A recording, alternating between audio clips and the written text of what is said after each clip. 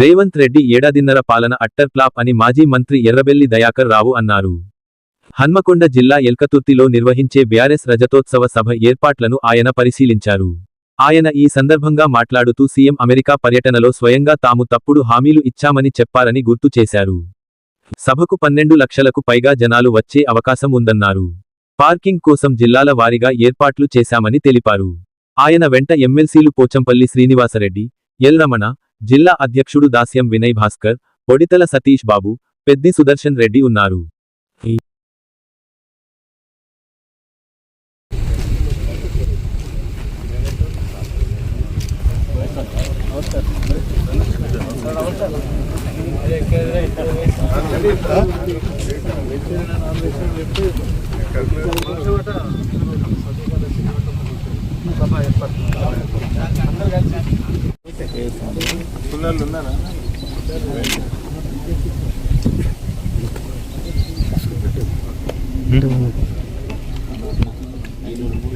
General తీసుకుంటే అందరు general తీసుకుంటే అందరికి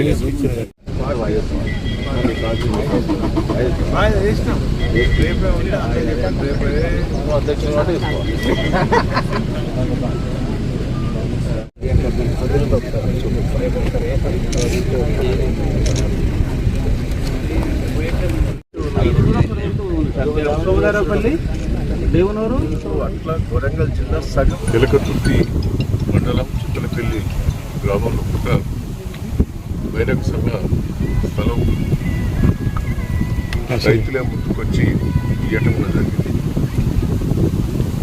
నేను ఎలకతుర్తి మండల నాయకులకు కానీ ప్రజలకు చుట్టలపల్లి గ్రామస్తులందరూ కూడా అభినందిస్తున్నా.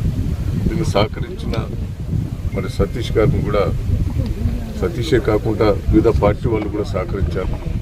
అందరికి కూడా నేను కృతజ్ఞత తెలియజేస్తున్నా. ఈ సభ ఏర్పాట్లు కూడా చాలా పెద్ద ఎత్తున చేశారు. మరి పోచంపల్లి గారు కానీ, వినయ్ గారు కానీ, పెద్ది కానీ, సతీష్ కానీ, ఇంకా సీనియర్ నాయకులు చాలామంది కూడా బాగా కష్టపడి స్థల సేకరణే కాకుండా రూట్ కూడా ఏర్పాటు చేయడం జరిగింది.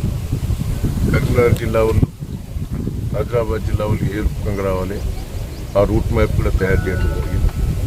సిద్దిపేట, నిజామాబాద్ వాళ్ళకు ఒక రూటు, హైదరాబాద్, రంగారెడ్డి జిల్లా నుంచి వచ్చే వాళ్ళకు, జనగాం నుంచి వచ్చే వాళ్ళకు ఒక రూటు, ఖమ్మం, నల్గొండ, వరంగల్ వాళ్ళకు కలిసి ఇట్లా 4 రూట్లు ఏర్పాటు చేయడం జరిగింది. ఆడ కూడా పార్కింగ్ ప్లేసెస్ అవన్నీ కూడా ఏర్పాటు చేసేది జరిగింది. ప్రజలు కూడా సహకరిస్తున్నారు. నేను అందరికీ విజ్ఞప్తి చేస్తున్నాను, మీ 5-6 లక్షలకు అనుకున్నాం, ఇలా 10 నుంచి 11 లక్షల దాకా పోయే పరిస్థితి ఉన్నది. వరంగల్లోనే మొదలు 2 లక్షలు అనుకున్నాం, ఇంకా 2.5-3 దాకా పోయే పరిస్థితి ఉన్నది. కరీంనగర్ కూడా బాగా హైయెస్ట్ వస్తారు, మెదక్ జిల్లా నుంచి కూడా బాగా వచ్చే పరిస్థితి ఉన్నది. స్పందన బాగున్నది. సంవత్సరంన్నర పరిపాలన ఒకట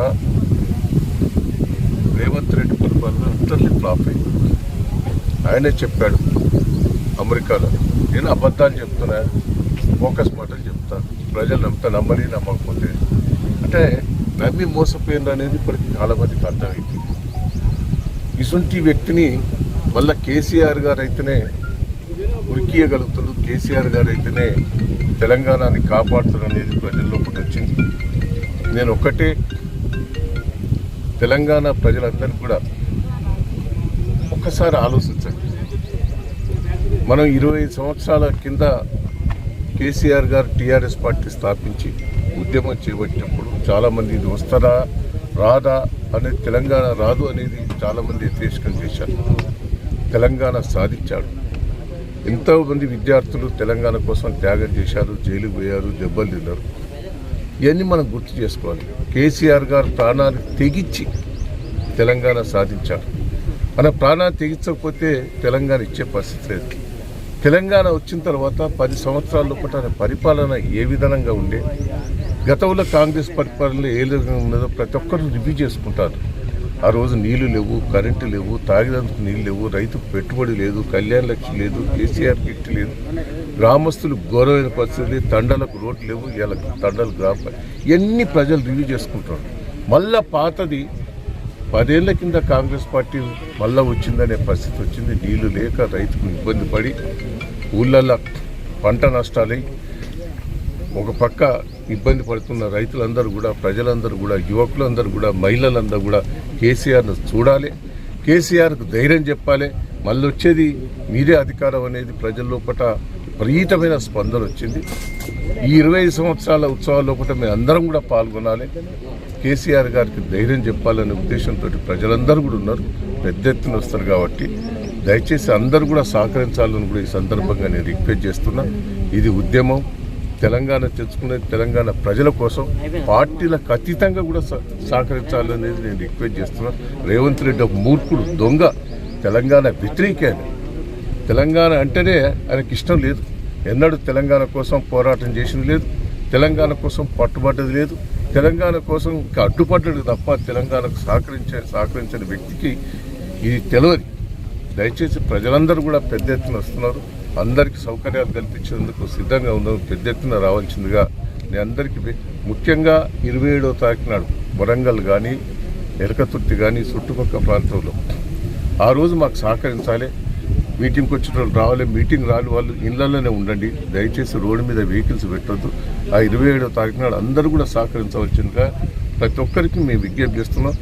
ఇవాళ ప్రతి ఊళ్ళో చందాలు వేసుకుంటున్నారు, చందాలు వేసుకొని బయటకు వచ్చే పరిస్థితి ఉన్నారు, అందరూ కూడా సహకరించవలసిందిగా నేను విజ్ఞప్తి చేస్తున్నాను.